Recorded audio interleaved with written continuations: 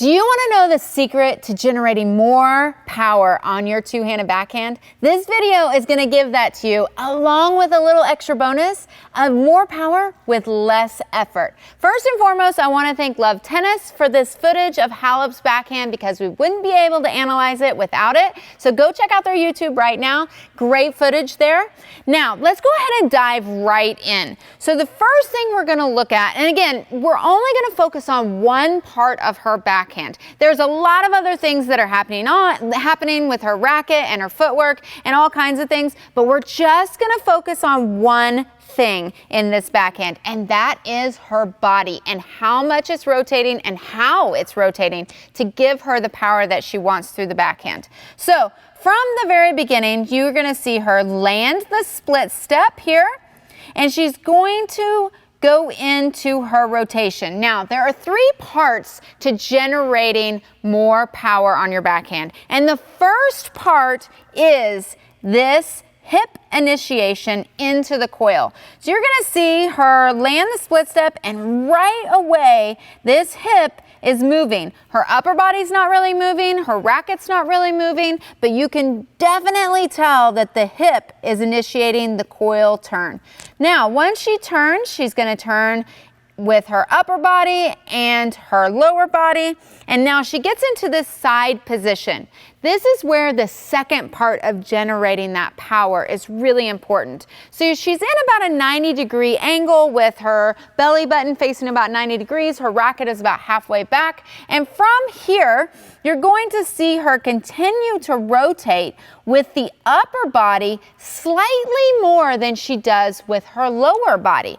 This separation of upper body to lower body coil is really what's going to give her that extra oomph of power as she's coming forward in the uncoil through her backhand.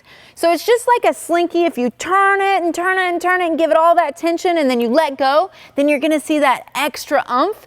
That's what we're looking for to generate that power on the backhand. So from here, now we're going to go into the third and most important part too of the two-handed backhand is on the uncoil part. What is going first? And that is, again, the hips. The hips, as you can see, are rotating, starting to rotate forward before the racket is even coming up to the contact point. That is very, very important. And most of the times at amateur level, you'll see the arms do the initiation and not the hips. And that's where you're not able to really utilize your body correctly. Now, one good measurement of timing and of knowing that you're using your body correctly through the uncoil part of your swing is at contact, is your belly button facing the strings of your racket? If it's not, as you can see here, Halep's belly button is definitely facing in the direction of her strings. If your belly button is facing forward or it's facing 90 degrees along the baseline, then you've either opened up too early or too late, and you're not really utilizing that power from those big muscles in your body. And that's really going to help her after the fact to continue that rotation through. And again, as she's going into the finish, she is going to have to bring her back foot around because she stepped into a closed stance backhand. So to continue on into that natural finish mode with her body continuing the uncoiling factor so that she can get into that forward facing with her shoulders and her hips facing forward and ready for the next ball, she needs to let that back foot release through onto the finish. And now you're going to see that she's in a good position for the next ball coming at her. So again, to kind of reiterate those 3 points that are so important to generate backhand is 1, initiating the coil with the hips, not the arms, not the shoulders, but the hips. 2, when you're in that back position with your racket, is there separation between your upper body and your lower body so that you can get that little extra coil factor?